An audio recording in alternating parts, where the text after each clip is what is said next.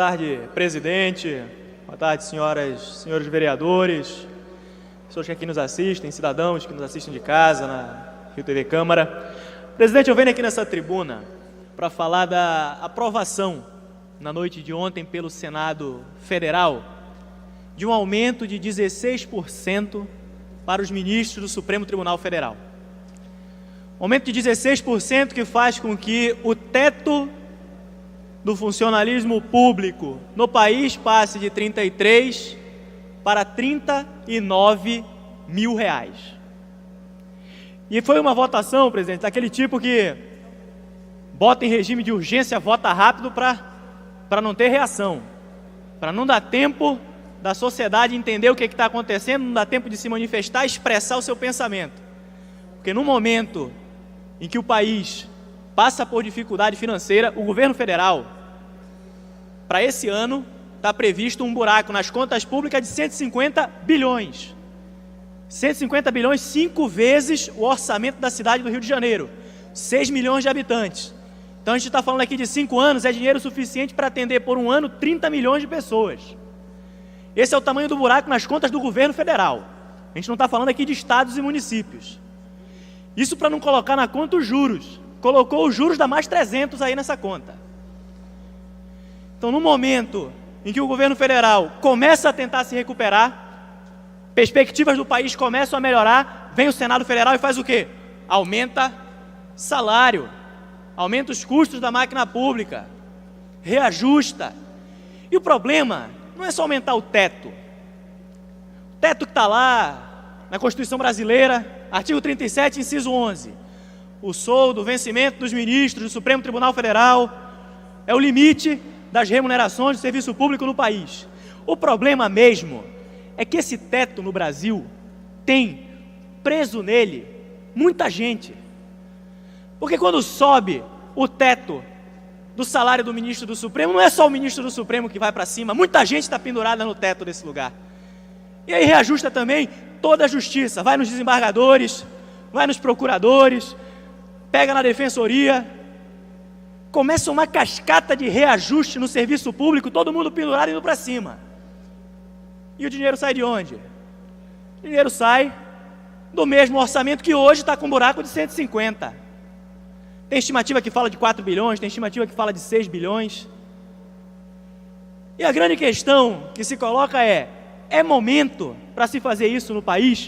O presidente da República que foi eleito pediu ao Senado que não aprovasse a matéria, que desse mais um fôlego às contas públicas. Mas na lógica do Senado parece que quanto pior, melhor, né? Aquele negócio de que se está ruim, faz piorar e joga a culpa no terceiro. Depois lá na frente vai reclamar, mas não tem dinheiro, mas precisou atrasar a folha, faltou dinheiro para o custeio, não tem investimento no país. Começa agora, vem daqui de trás. Se a gente não prestar muita atenção nos efeitos que isso gera, parece que não vai ter problema. E como eu falei, começa na União, começa no governo federal, começa nos ministros do Supremo. O teto sobe, vem mais uma galera atrás. E dando margem para aumentar o teto, aumentando o teto, abre margem para aumentar os outros salários, mesmo os que não foram de primeira. Porque tem a galera que está atracada. Subiu o teto, ela sobe junto. Mas tem o pessoal que vai subir depois, que não subiu no primeiro momento, mas depois consegue reajustar. E aí no momento em que a gente precisa realmente rever prioridade. E aqui eu não estou falando das remunerações mais baixas do serviço público, não, a gente tem que ter clareza. A gente está falando de salário mensal de 33 mil reais. A gente está falando de salário mensal que vai agora para 40 mil reais num país pobre, num país que tem dificuldade hoje para manter os seus serviços públicos essenciais. A gente tem, por exemplo, museu e hospital aqui na cidade pegando fogo, dificuldade para manter um orçamento de pé. O pessoal fala, não, porque tem dinheiro, o orçamento vai dar 30, vai dar 30, vai dar 30, nunca deu 30. Não vai dar 30, todo mundo sabe que não vai bater 27 esse ano suando.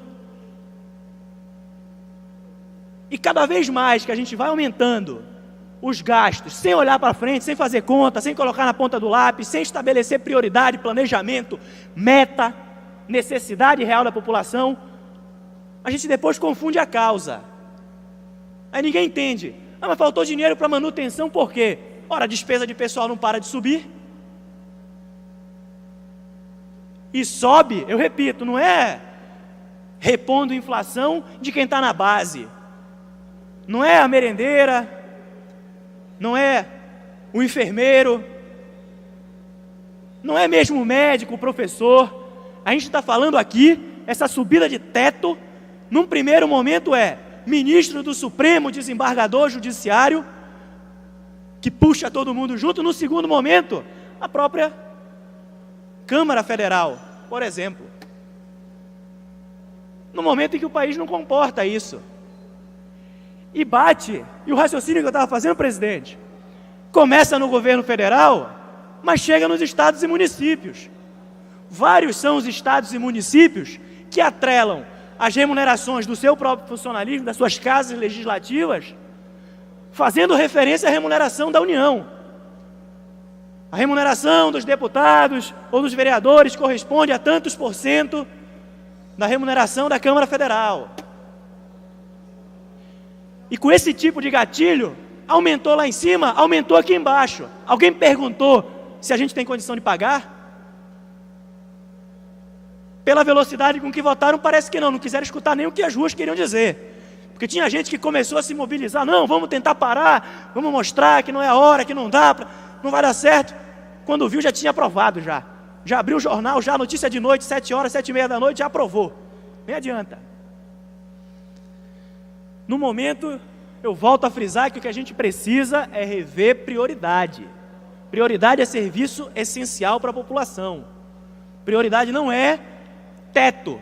Prioridade não é aumentar salário de 33 mil reais no momento em que a gente tem um buraco de 150 bilhões, 5 anos de orçamento da segunda maior cidade do país na União, os estados falidos e os municípios indo na mesma direção, tendo que segurar nas costas um aumento de folha que vem de rebate lá de cima. Como é que pode isso? Inclusive os estados e municípios deviam estar dentro dessa discussão também de maneira mais presente. Porque quem acaba tendo que sustentar a folha, Rio de Janeiro, por exemplo, está em regime de recuperação fiscal, com dificuldade para manter a sua folha. Até o ano passado, 1 ano e meio atrás, estava atrasando salário, estava atrasando 13º. Estava segurando como pode os reajustes, por quê? Não é que não quer dar o reajuste, que não tem como.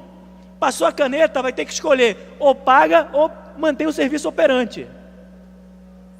Se reajustar, vai faltar dinheiro na outra ponta. Não estamos num período fácil. Estamos num período de vacas magras no país.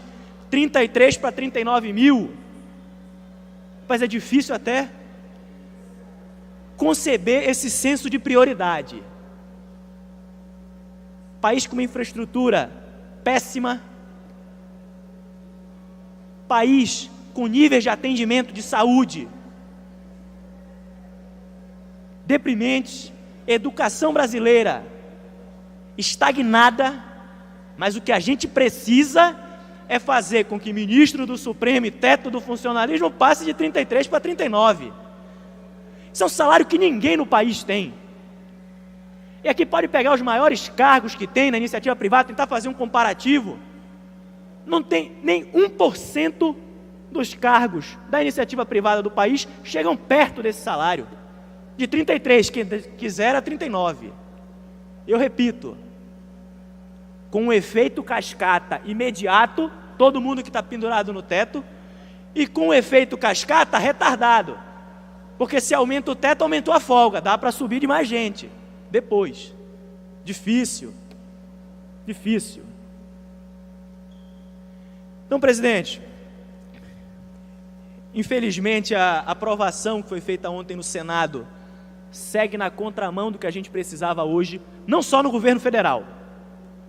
Meu ponto aqui é olhando para o município do Rio de Janeiro, olhando para o estado do Rio de Janeiro, olhando para as dificuldades que a gente está enfrentando, dificuldade financeira, dificuldade orçamentária, e claramente não cabe no bolso do brasileiro, mais esse aumento,